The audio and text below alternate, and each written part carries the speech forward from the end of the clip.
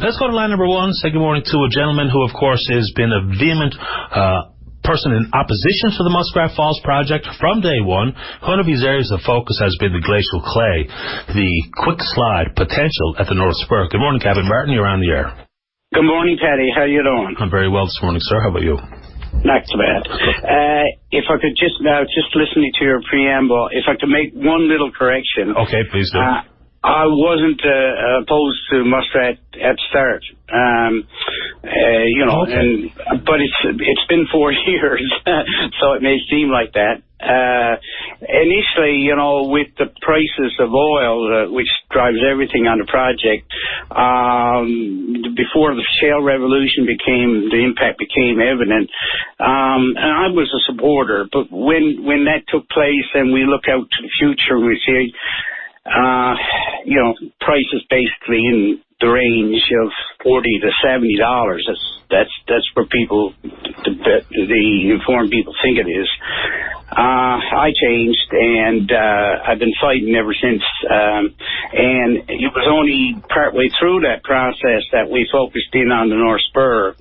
And realized that was really an Achilles heel as well. So my position is grounded on the price being too low to support the project.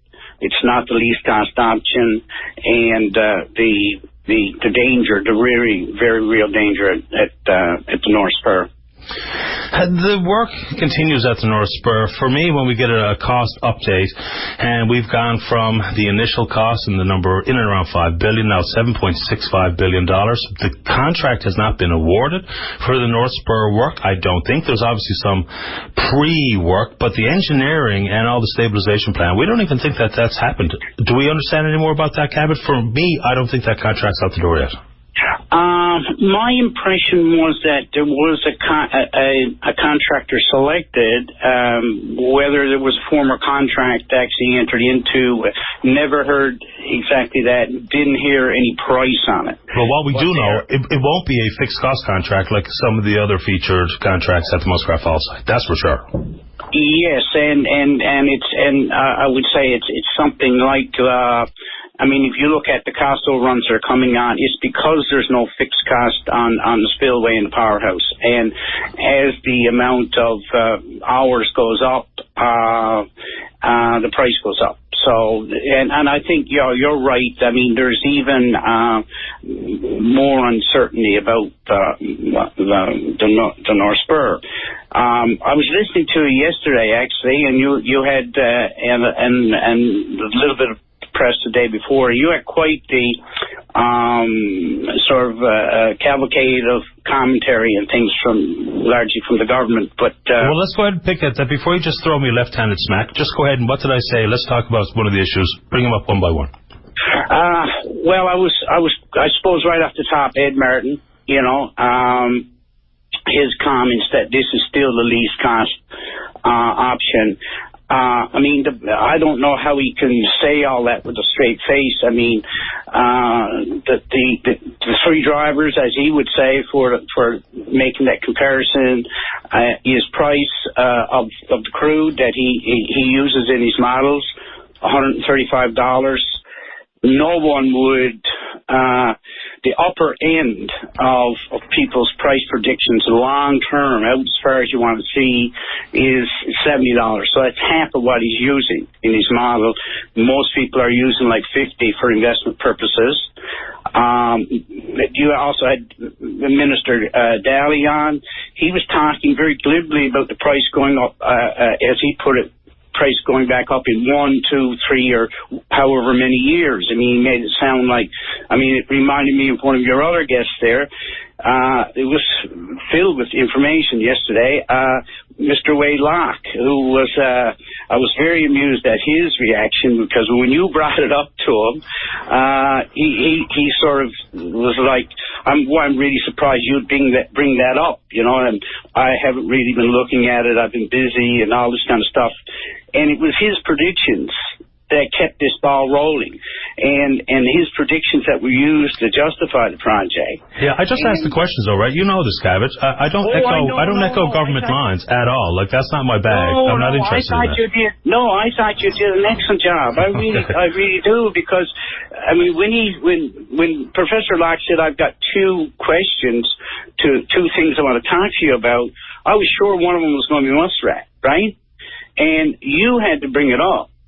He wanted to talk about these other two things. Anyway, but I think his intervention was interesting, because you said, look, at one time you said $8 billion was the trigger point for a review, right? Mm-hmm. And I think you can see now that it's at least 8. And in fact, you put the interest during construction in, it's 9. And that money, that costs just as real as anything. So, but there is this unwillingness to revisit. But it's one thing that, to say, oh, we're gone too far, we can't review and all the rest of it. But you should at least be honest enough. Mr. Martin should at least be honest enough to admit that this is not now the least cost option, and that a mistake was made. Right? This quite frankly, it drives me nuts. Well, just for the purpose of conversation, just so we can, round this out.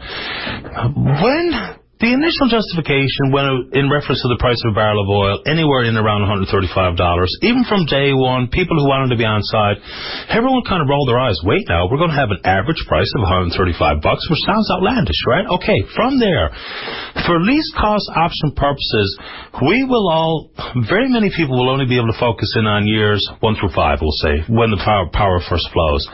Is it even possible, Cabot, to have a least cost option conversation on this period?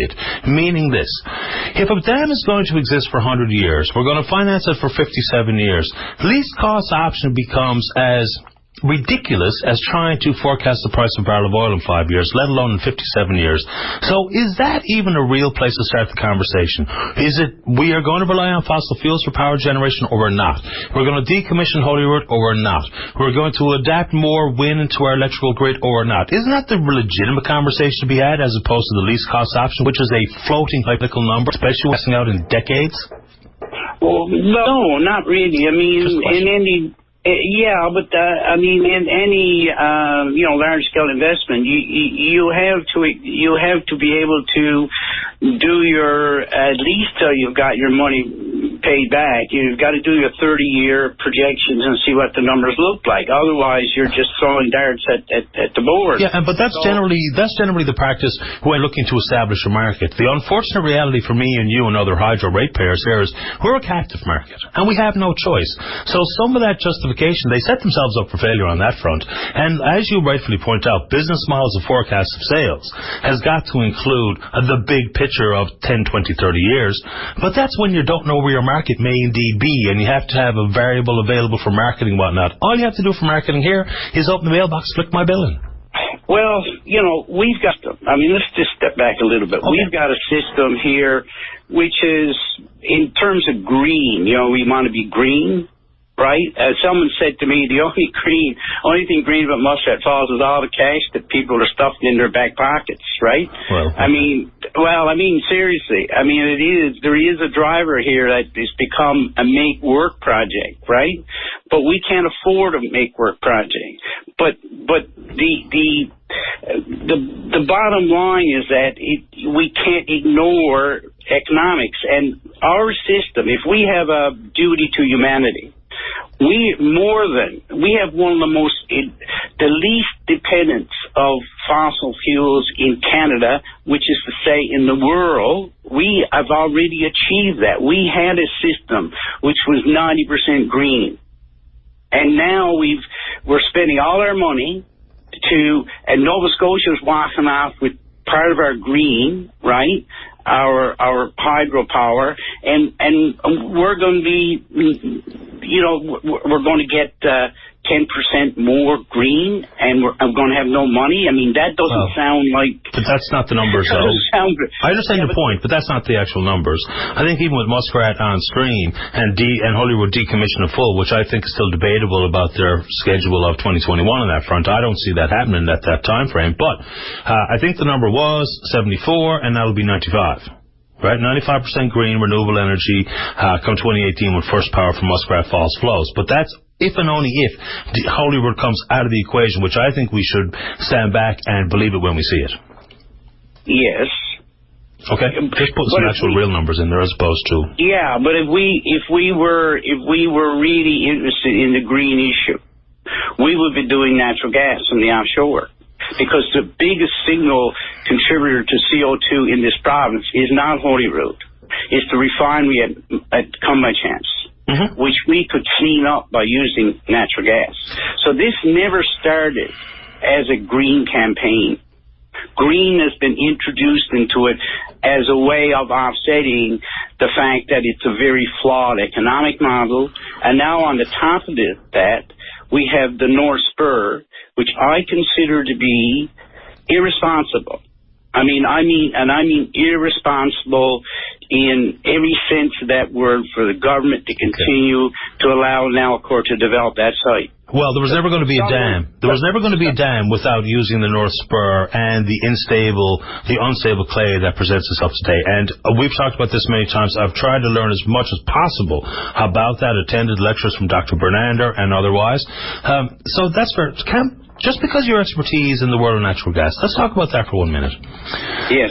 Some people have been trying to convince me that because we are a province that has oil and gas fields offshore, that for some reason, which I can never wrap my mind around, we would be getting gas for cheap, as opposed for gas at the market value. And we could somehow determine and dictate to the oil and gas companies what direction they send their gas in. If you produce offshore, you can correct me if you think I'm wrong here, there's only two ways to get it in. You either pipeline it to shore, or you put the new technological advancements of an LNG platform out there, you load up the tankers and you bring it to market. And market for the big companies will be where there's top dollar available, which is not Canada, it's the UK and Asia. So why is it that people are trying to convince me that we have cheap gas coming our way if that was the route chosen? Well, I don't think you're right. The word is not cheap gas. We would be competitive with Muskrat, for instance. Muskrat is going to be very expensive compared with generating electricity using natural gas, paying world prices. I mean, world price for LNG. But there's no such thing as a world price. It's not a price. It's not a barrel of oil. There is going to be a world price for LNG. We're moving towards it, and it's going to be reflective of the tremendous amount of shale gas that's available on land, and that in turn is dragging down the price of oil. I mean, the price now of LNG is far less, perceived to be in the future far less than what it was even 2-3 years ago. That's true. Right. So I'm not saying that we need, if we had a pipeline, I mean, we have the control as a province over the mode of development of our offshore fields. It's written into the Atlantic Court, and we could, like, one of the biggest struggles that Norway had on the very first of it was they refused to allow the oil companies to take the oil by pipeline directly to the UK. Even though that would save having to cross this very deep trench if they wanted to go to Norway. Right. But they said, no, we want refining in Norway. You build your pipeline. If you want to develop our oil, you build your pipeline to a place called Muskrat, and they built a big refinery there, and it's continued, and everybody's happy ever since. So we are well within our rights. We are well within what the oil companies consider to be the normal way of doing business all around the world, is for them to land the natural gas. Yes, I mean, this goes right back to me and Mr. Martin. Oh, I understand that. When he publicly stated that there was no gas available, and I called him out in a letter to the Telegraph that it was not true. I mean, this was not. Well, there's always gas available. So you could buy it from Sable Island if you want. No. He said categorically all of the gas was needed for the development of the oil at White Rose, and it was not true when he said it, and it's still not true. Cabot, And listen, I'm only jumping in, sir, because you know me, I always enjoy our conversations on air and or off air, but I'm flagged way late going to the break. We can pick this up another day, sir, and I do appreciate your time this morning. Yeah, appreciate it. Thanks a lot. Okay, Cabot. Keep up the good work. Thanks, buddy. You too. Bye-bye. Someone's saying, what's Cabot's credentials? Well, Cabot, of course, was the owner and president of Deer Lake Gas. Long-time involvement in that particular industry. Was indeed part of the senior bureaucracy organising and negotiating and debating the Atlantic Accord. So, been a professional man in the field for quite a long time, so has a wealth of experience. Whether or not you agree with his position on Muskrat Falls, he does have a decades-long CV of involvement in the energy business.